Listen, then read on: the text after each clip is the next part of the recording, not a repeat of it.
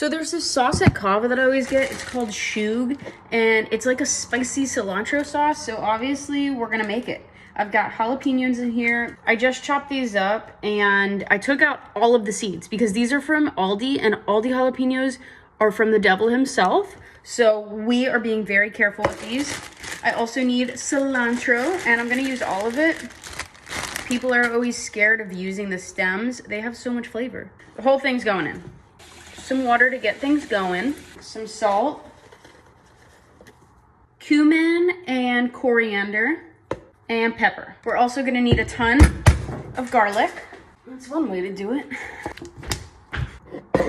And you don't have to worry about chopping these up. They're all getting blended up. So we are just take off the skin.